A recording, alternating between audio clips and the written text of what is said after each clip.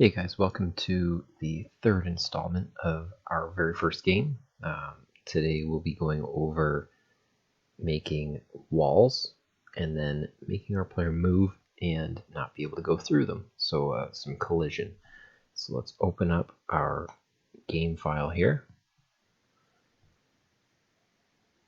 So here's where we left off. We've got our wonderful player. What we're going to start off doing is we're going to draw a new sprite. So open up your sprite folder on the right hand side, right click, create, and we're going to make a new sprite. And while we've got it on our asset browser here, we can call it S wall top. So this is just going to be the top of the wall. It's going to look nice. Wall top, and I've got 16 by 16 as the size, and that's going to be fine because it's really just going to be one color. So go to edit image here and just fill it in with a very dark gray. Right there. Nice. Awesome. And if you want, you can even get artistic and speckle it with some little gray dots, slightly lighter or darker, it doesn't really matter. But this is going to give us the top of our wall, and that's honestly it. So we're going to go back to our workspace here. Let's close up everything that's open. Windows, close all. So now we've got wall top, and then we're going to create another sprite. Right click, create sprite. Let's call this S wall front. Easy as that. And this one going to be a little bit more artistic. These will be, I'm going to make it 32 by 32.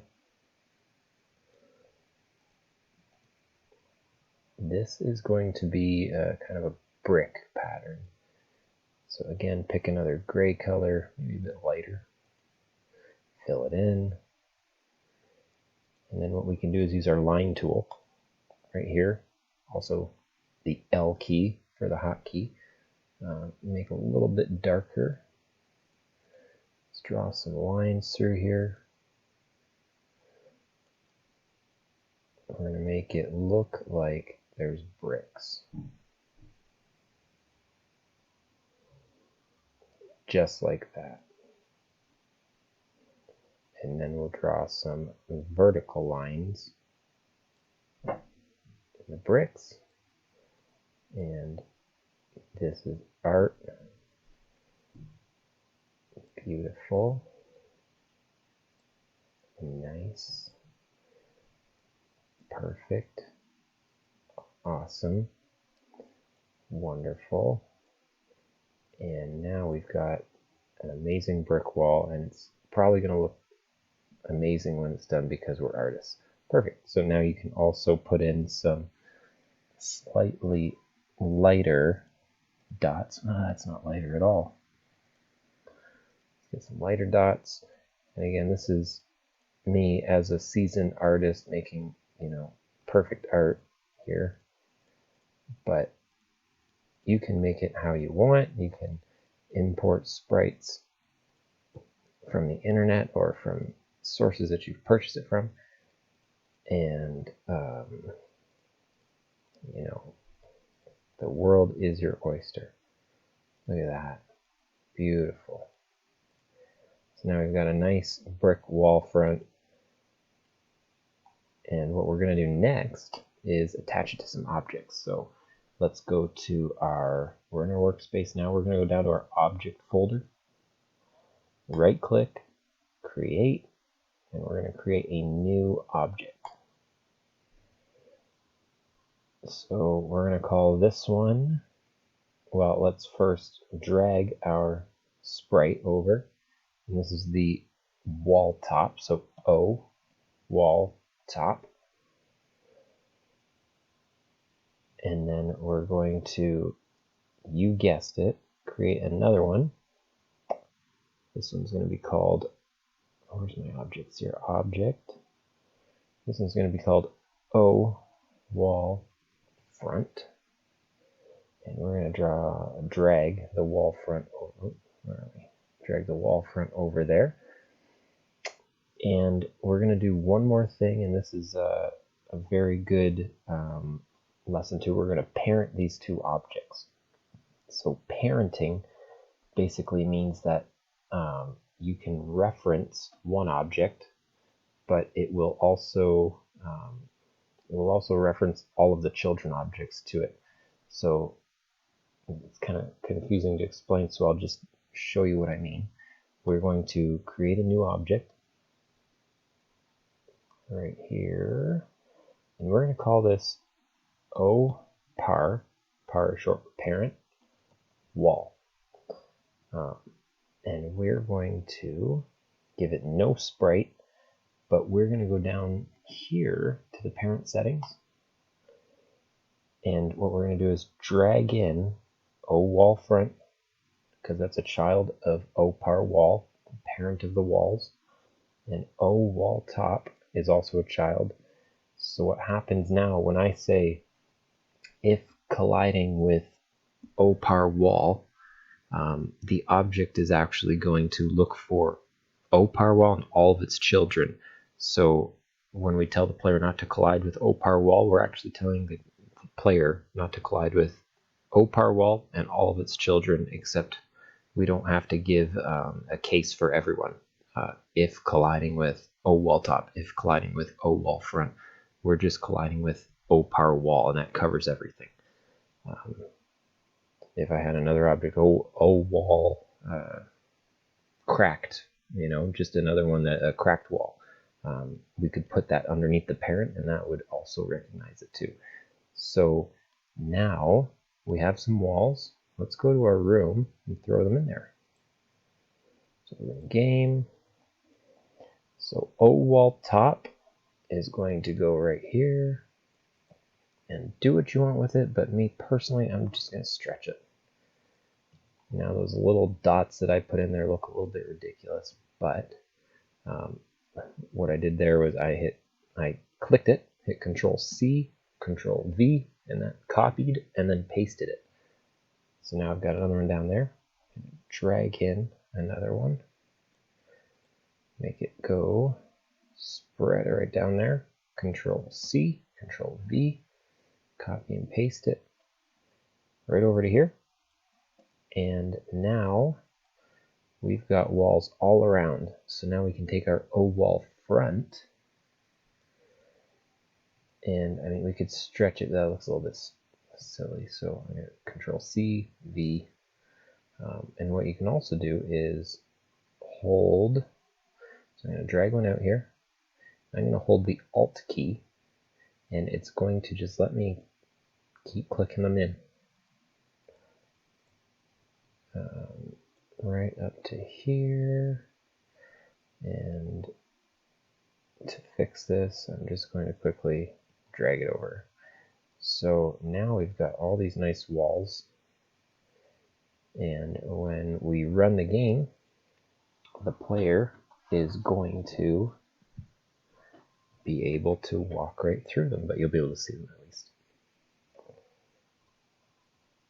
So now we've got a nice room. Oh, I completely forgot, we haven't even programmed him to move. So he's walking around, he's kind of confused. What am I doing here? He's in a big box of stone walls. So let's tell our player to move now. So, Windows, close all, we got a lot going on. Hit F12. And actually now bring open your asset browser again. So let's open our player. And we've got a little bit of work to do with your player. So we're going to make a move, and we're going to make him collide with the walls. So we're going to add event, create. This is where it gets a little bit intricate. So we're going to code them now. So we've got this description right here. At description, anything after that / at description will be the description. So init object. And over here you can see it's now saying create init object. We're going to put in a few variables here. A variable is just a container for information.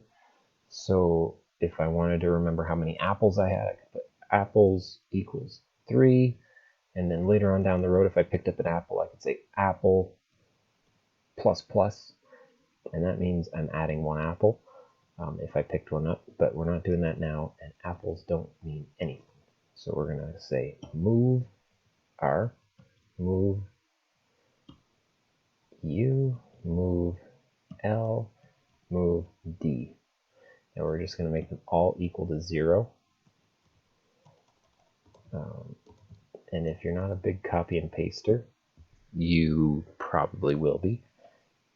So you can highlight. I use hold Control and Shift, and you can use your arrow keys to highlight. So move right, up, left, and down. Those are all equal to 0. HSPD, that's our horizontal speed, equals 0. VSPD equals 0 as well. And we're going to put SPD, which is the speed of the character, equals 0 as well.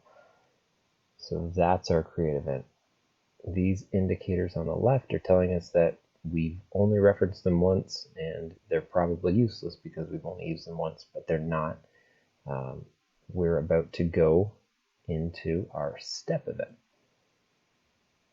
So right click over on this side here in the events, add event, find where it says step, and we're just going to put in a step event. And again, change the description. We can change it to movement / collision. I hope I spelled that right. So what the step event is, it will run every frame of the game. So if your game is 60 frames per second, the step event is running 60 times per second, and all of the code within it. So this is really the guts of most of the objects. So in the step event, let's code gathering the information on whether we're moving or not. So we're going to use the arrows to move the character. So what we'll do is say move R equals keyboard check VK right. So what that's saying is move R, the variable, is equal to the input of keyboard check VK right. VK right is virtual key right, the right arrow.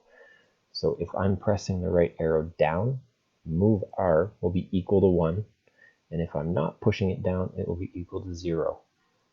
So for simplicity's sake, copy, paste, paste, paste, paste, because we're going to do it for each direction. So move R, move up, move left, and move down. And don't forget to change these as well. VKR, right, we're changing to up, left, and down. So virtual key, we're checking for all the 4 directions. And notice I went from right, which direction-wise, if we're talking direction in GameMaker, would be 0. Up would be 90 degrees, left is 180, and down is 270. So I try to, just for keeping everything kind of linear, 0, 90, you know, in a 360 degree. You get it. You guys are smart. What we'll do next is we are going to make the speed equal to whether or not we're moving right, left, up, or down. So in here you'll want to type HSPD, so our horizontal speed is equal to speed, which is 1. Actually, I think I set that to 0. So go back, pause. We're going to go back to our create event, change speed to 1, because our player speed is going to be 1 pixel. So when you hit right, he's moving 1 pixel every frame. So now go back to speed. So speed is equal to, or sorry, horizontal speed is equal to speed, which is 1. So our horizontal speed is 1 times move right minus move, oops, not minus left, move L. So speed is 1. If we're pressing move right, that's 1 as well. So speed times, so 1 times 1, speed being 1, move right being 1, we're pressing the right arrow. Horizontal speed is equal to 1. If speed times move left, if move left was 1, it would be move right would be 0, so we'd be multiplying it by -1. Speed would be equal to -1. So we would be horizontal speed -1. So horizontally we'll be moving left. If both of those are 0, it's 0, we're not moving at all. So we'll go down here, VSPD equals speed times move down minus move up. And that's essentially the same thing, just on the vertical axis. So now we can say x plus equals h speed, y plus equals v speed. And what that's telling us is that our players' built-in x and y are going to increase by the horizontal speed and the vertical speed every frame, so 60 times per second. So the horizontal axis, if our horizontal speed is 1, it's going to move 1 pixel this way. If it's -1, we're hitting the left key, it's going to move one pixel that way. And then again, vertical is up and down. So let's, we're going to hit the stop button, because that's what I do every time. Then we're going to hit the run button. And we're just going to make sure that that functions properly.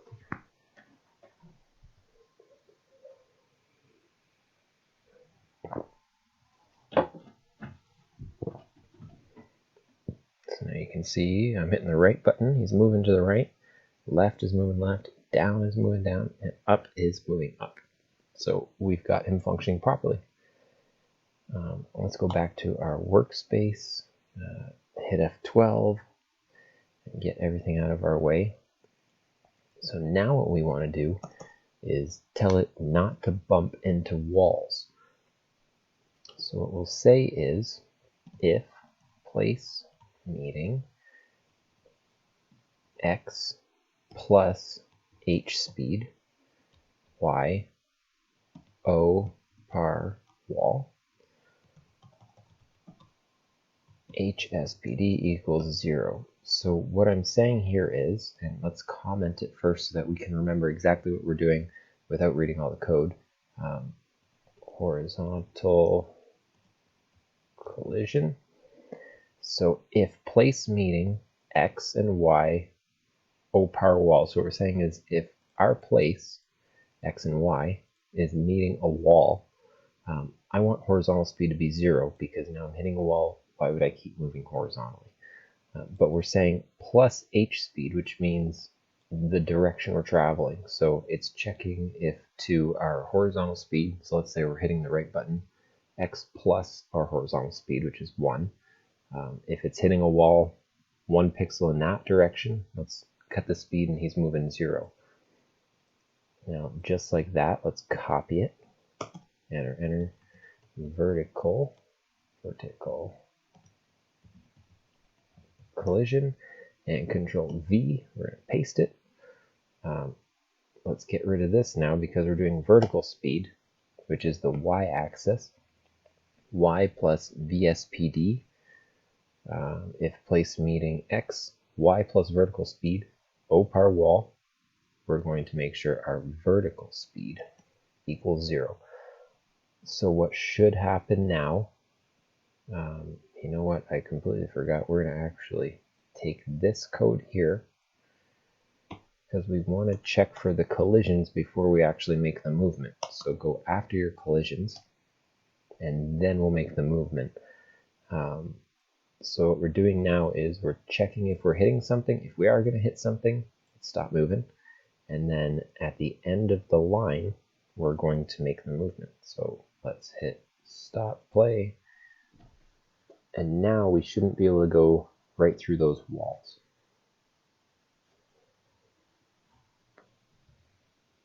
Hopefully. I think it looks good.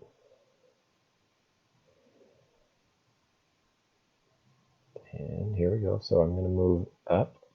And now I'm holding the up key. We're hitting that wall. It's not moving anywhere. Moving to the right. We've hit that wall. We can't move anywhere. Now we're stuck in our box. Our character thinks it's looking bleak, but we're going to give him some keys and stuff, so hopefully he can get out. What we'll do actually before I cut it, since this video is already pretty long, let's make the collision box of this object so that he can kind of overlap that wall above him. So let's exit your game here, or exit the playing game. And we're going to go into, open this up, S player. We're going to open up his sprite. We're going to change his collision mask. You can see right here, actually, that dark rectangle is covering his whole body. We don't want that, because that means anything that's touching, he's colliding with. So we're going to go over to collision mask on your left hand side. Mode, we're going to change it to manual. Manual, there we go. And we can just drag that down to here. Make it whatever you want, honestly. But what's going to happen is now the bottom half of him is going to collide with the wall, while the top half of him will overlap the wall. So stop, play. What I think is going to happen is probably going to happen. So he's going to stop at the wall above his legs there. But his head is probably going to look like it's underneath the wall. I'll explain that. We'll fix that before I let you go. So up, and he's burying himself in the wall. So he is colliding properly, but let's fix that depth problem. So now when you place an object, what happens is they're drawing themselves at the depth you've created them. And the depth of the instance layer, you can see we're on the instance layer here. The depth here, and I'll unlock it just to highlight it here, is 0. Everything is being drawn at, if you think of it like layers of sedimentary rock, it's 0. Everything's being drawn on a flat plane. So when we place objects, we placed our player first, so he's at the bottom, and then we placed our walls, so he's being drawn on the bottom. So what we could do is go to our instance layer properties and move him all the way to the top, and that would fix the problem. So I'm dragging him down right to here, and I'll show you that that's going to fix the problem. But what happens if maybe you've made a game where you can create walls? Those objects are going to be created after the fact, and your player is going to be drawn underneath of those walls. So now we'll walk, we're over top of the walls, everything looks great. But what if what if he collected 50 stone and he built his own wall? So what we can do to fix that is go to O player, and in his step event, this is a very quick, very simple fix. Comment it, depth. We're going to put depth, which is a built-in variable, which will set that object's depth rather than the layer he's on. We're going to make it equal -y.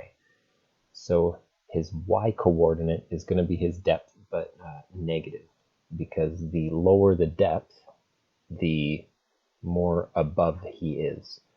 So if it's at a depth of -100, he's going to be drawn on top of something of a higher depth of, say, 0 or 100 or 150. So now I'm going to go back to the room game and change where he's being drawn. He was still the first object we put in, so I'm going to put him at our room game instance layer properties here. He's the very first object.